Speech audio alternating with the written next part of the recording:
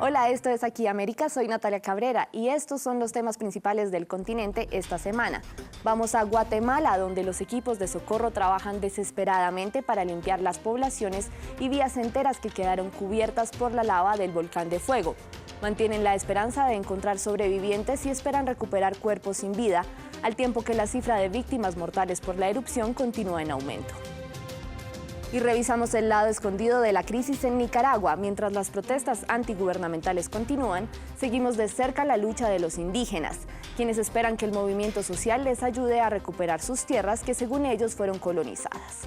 Y empieza la cumbre del G7 en Canadá. Las autoridades prepararon un nuevo sistema de seguridad capaz de proteger a los jefes de Estado y de Gobierno, tanto de eventuales atentados terroristas como disturbios durante las protestas convocadas en rechazo al encuentro. Y la historia principal de las Américas esta semana está en Guatemala. Un desastre natural azotó a la nación centroamericana. El volcán de fuego hizo erupción no una, sino 2 veces. Y precisamente esa es nuestra imagen de la semana. Más de 1,5 millones de personas resultaron damnificadas por la actividad volcánica y la cifra de víctimas mortales continúa en aumento. Los rescatistas trabajan sin descanso para recuperar cuerpos y la búsqueda de sobrevivientes continúa entre las corrientes de rocas calientes, cenizas y escombros que por sus altas temperaturas complican las tareas. Tristán Ustienovsky nos cuenta más. Un manto de cenizas ardientes. Esto fue lo que dejó el fuego. El temerario volcán guatemalteco arrasó con toda una región. Debido a los 3.700 metros de altura, los deslaves pueden haber alcanzado los 60 kilómetros por hora. Entre los funerales, en medio del duelo, la comunidad se organiza para recuperar a sus territorios. Mi nietecito de 17, 19, 22 y mi hija de 38. Los perdí y es cosa que tal vez alguien ve sonriendo por ahí, pero por dentro tengo un dolor grande yo. Esta es una tragedia inmensa porque no se trata solo del número de víctimas, sino del periodo de recuperación a largo plazo para los afectados. Más de 1 millón se vieron afectados por la erupción y muchos de ellos lo perdieron todo. Perdieron sus medios de subsistencia, especialmente. La ayuda internacional va a ser necesaria para enfrentar al fenómeno. La actividad del volcán no ha disminuido, lo cual implica un desafío permanente para las autoridades. Desde que se dio la alerta, como ya se mencionó el día domingo, entramos nosotros en una situación de alerta amarilla y desde el domingo prácticamente hasta el momento actual, las autoridades del hospital han estado permanentemente acá en el departamento. Por otra parte, 6 niños con quemaduras graves fueron trasladados a Estados Unidos para recibir un cuidado especializado. Y otro volcán que continúa en actividad es el Kilauea, en Hawái. Estas impactantes imágenes fueron registradas esta semana y muestran el cielo de Kapoho Bay en la Isla Grande teñido de naranja por la lava expulsada por la 8ª fisura del cráter. El río de magma ha destruido al menos 200 hogares. Y vamos a Nicaragua. La crisis sociopolítica es descrita por algunos sectores como una tragedia humanitaria. El Centro Nicaragüense de Derechos Humanos, la principal ONG defensora de las libertades en el país centroamericano, señala que más de 130 personas han muerto desde el inicio de las protestas antigubernamentales hace 7 semanas. En el corazón de las manifestaciones están las poblaciones indígenas del país, que se están rebelando en contra de supuestos colonizadores, grupos que según ellos los sacaron de sus territorios. Para ellos, las semanas de marchas contra el presidente Daniel Ortega son una oportunidad para promover una reforma que les permita regresar a sus tierras. Veamos el reportaje.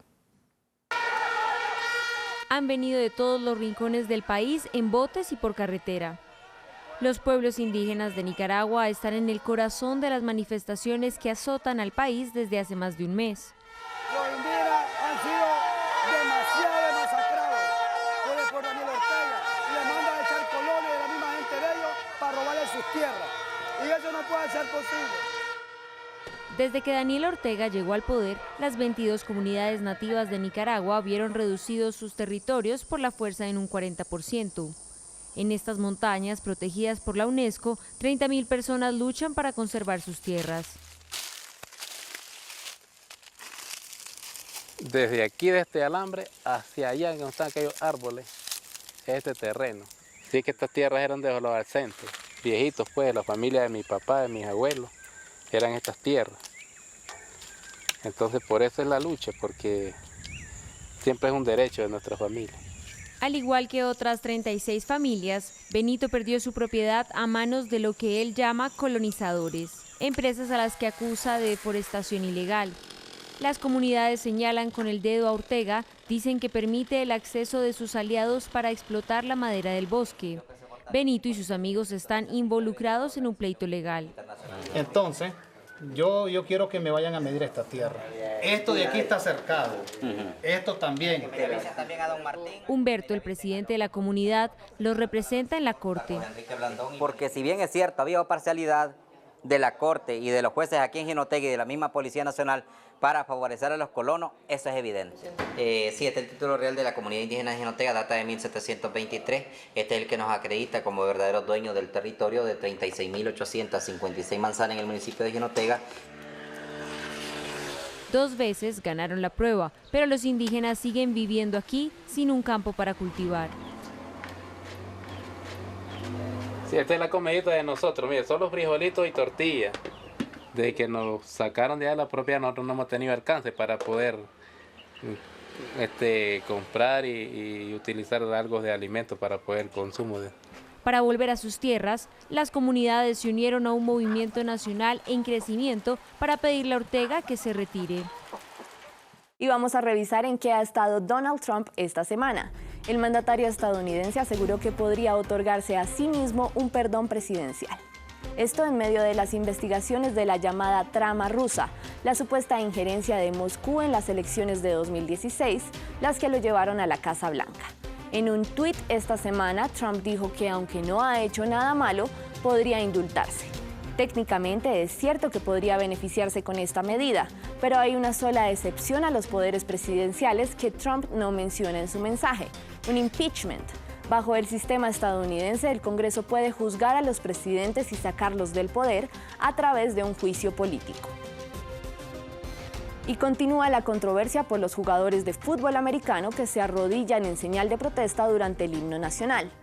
Donald Trump decidió cancelar una celebración para los campeones del Super Bowl, los Philadelphia Eagles, después de que se enteró que la mayoría de los jugadores no iban a cumplir con su petición de no arrodillarse durante la interpretación del himno nacional. Y para empeorar el asunto para el mandatario estadounidense, grandes figuras de la NBA dejaron claro que nunca iban a aceptar la invitación a la Casa Blanca tampoco. Y la llamada entre Donald Trump y Emmanuel Macron de esta semana tuvo un sabor amargo, luego de que se reportara que el presidente francés criticó las políticas de su homólogo estadounidense. La llamada tuvo lugar el mismo día que el presidente Trump anunció la imposición de aranceles al aluminio y al acero a sus aliados tradicionales, México, Canadá y la Unión Europea. El comunicado oficial señala que Macron lamentó la decisión de Estados Unidos de imponer los tributos, pero una fuente aseguró que el mandatario francés dijo que la llamada fue terrible porque Trump no podía enfrentar críticas.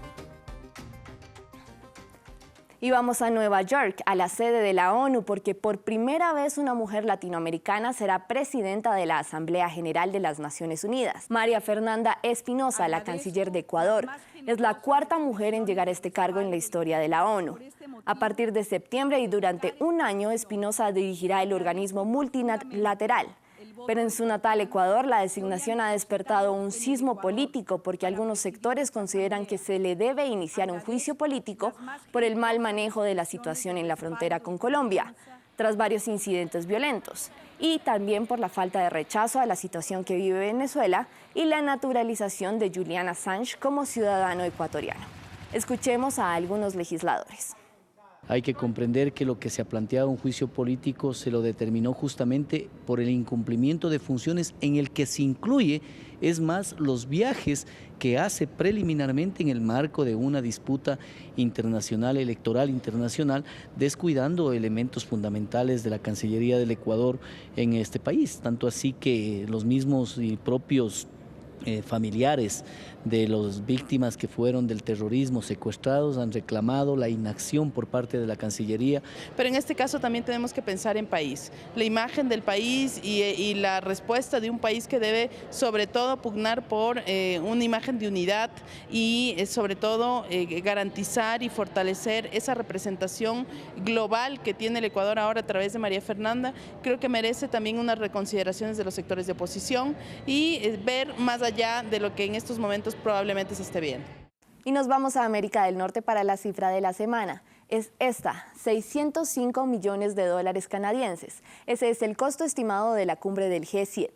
Y mientras los jefes de Estado y de Gobierno se reúnen, hay quienes se oponen a la cumbre y quieren asegurarse de que su voz sea escuchada, y para hacerlo convocaron manifestaciones. Las autoridades locales prepararon un nuevo sistema capaz de enfrentar disturbios o eventuales ataques como una medida ante el riesgo por estas manifestaciones o un eventual ataque terrorista. Detrás de esta puerta de un centro social de Montreal, activistas anti-G7 están reunidos, pero nuestra cámara está prohibida. Uno de los coordinadores del grupo aceptó explicarnos por qué, afuera del edificio. Durante protestas de cumbres anteriores, las imágenes sacadas adentro de las asambleas sirvieron para arrestar gente. Entonces ya las personas que vienen y participan en la asamblea prefieren no ser grabadas. Los anti-G7 quieren mantenerse en el anonimato, pero también buscan reclutar simpatizantes en nombre, dicen, de la lucha en contra del imperialismo económico neoliberal del Grupo de los 7. A 400 kilómetros de allí, dirección La Malbaie, un pueblo turístico de 8.000 habitantes que acogerá a los jefes de Estado. ¿Cuál es lo indispensable para hacer un G7? Plata, vallas y policías. Según esta asociación local, las promesas de beneficio económico de la cumbre sirven más que todo para tapar el costo de su organización. Denunciamos el inmenso costo de este G7. Hablamos de 600 millones, dinero que debería ser invertido en nuestros servicios públicos, en nuestros programas sociales que sufrieron durante los últimos años en Quebec, en otras partes debido a las políticas de austeridad. Las autoridades optan por la cercanía con la población y un dispositivo muy estricto de control de las marchas de los opositores a la cumbre.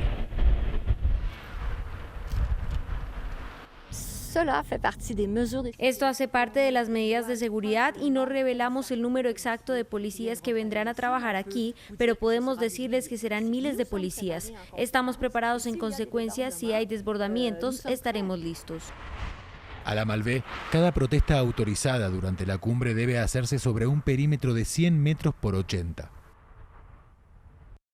Y precisamente me despido con imágenes de una de las protestas al margen de la cumbre del G7. Estos activistas quieren llamar la atención de los dirigentes de las mayores potencias mundiales acerca del trabajo doméstico no remunerado a cargo de las mujeres. Esto es Aquí América. Pueden seguirme en Twitter en @CabreraNatalia_. Siga con la programación de France 24 y en nuestra página web hay más noticias de las Américas y del mundo.